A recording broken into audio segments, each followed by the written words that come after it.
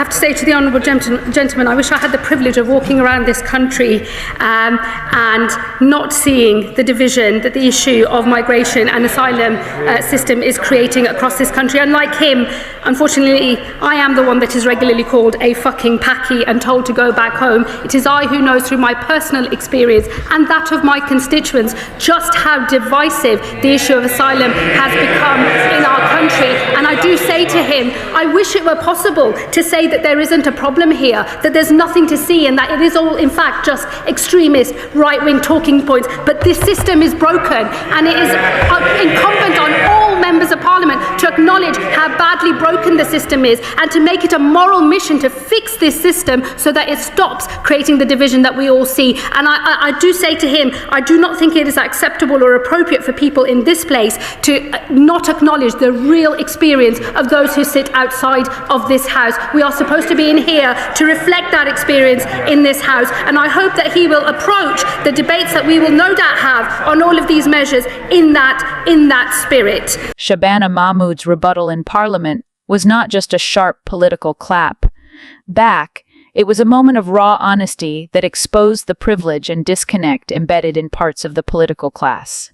When a Lib D MEMP accused her of using divisive rhetoric in the debate over new asylum reforms, Mahmood didn't dodge, soften, or pivot. Instead, she confronted the room with a brutal truth that far too many minority MPs know all too well. Unlike him, I am the one that is regularly called a fucking packy and told to go back home, she said, a line that landed like a shockwave, not because it was vulgar, but because it was real. Her point was unmistakable. It's easy for certain MPs to pontificate about tone and rhetoric when they have never experienced the daily barrage of racism that British politics routinely normalizes. Mahmood flipped the script on the accusation, exposing how calls for civility often function as a silencing tactic used against those who speak from lived experience. In that moment, she reframed the entire debate. This wasn't about who sounded divisive. It was about whose reality gets dismissed, whose pain gets sanitized, and who gets lectured about unity by people who have never had to fight for the basic dignity of belonging. Her intervention marked a rare moment where the veneer of Westminster politeness cracked open, revealing the harsh reality that minority politicians are forced to endure while still being told they must moderate themselves for the comfort of others. Mahmood's response was not divisive. It was necessary, and it reminded the chamber and the country that discussions about asylum, migration, and national identity cannot be separated from the racism that shapes them every single day.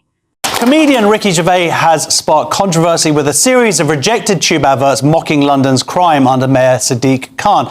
His mock slogans included warnings like, "Welcome to London, don't forget your stab vest." Transport for London says the ads were never approved, but Gervais accused decision makers of censorship and launched a profanity-laced online campaign, even offering fans free vodka. The stunt taps into growing public frustration as London saw over 80,000 mobile phone thefts in 2024 alone. I'm now joined by the founder and CEO of Uncommon Sense, Lee Taylor. Welcome to the show. So, my understanding now is there is an advert for this vodka online. It is funny. I think it says, "Welcome to London."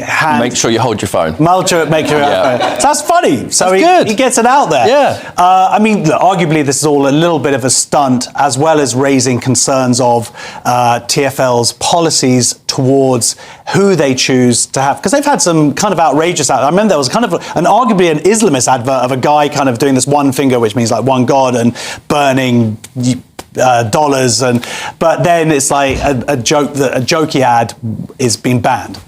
It is, yeah, and I mean Ricky Gervais he's got his finger on the pulse when it comes to the cultural sensitivities and the culture of the UK, and maybe it was a bit tongue-in-cheek, and maybe it was a little bit of a publicity stunt to get this ad up, but he's got them up now, and I think they're great. I think they're really good. He seems to be There's not many people, though, doing good ads at the moment. We'll talk about maybe John Lewis, but there's not many people doing good ads at the moment. And Ricky Gervais finally does something good, and then it doesn't go up. But he's got some up now, which is good to see. I mean, we always talk about our institutions, and we should be proud of them in the UK. But arguably, our advertising industry was one of the greatest and most innovative in the world. And that has definitely gone. They were almost like works of art. They were, and I think a great professor once said, in order to be able to think, you have to risk being offensive. And the advertising world are just petrified of offending anybody. So they do banal, boring adverts which aren't going to offend the most sensitive blue head exec in their department. And so that's the problem, is they're just not doing anything that's good because they're scared of offending people. And then when one guy comes along, Ricky Gervais comes along to try and do something that's good, the authorities say, no, you can't say that. Well, the example that you just mentioned, the John Lewis ad, I think many people have seen. Have you guys seen it now? Yeah. I think it's a really wonderful advert. It's great. It's traditional family. There seems to be traditional sex roles. The guy does the father and son do a really good job of sort of showing that awkwardness of emotion between father and son.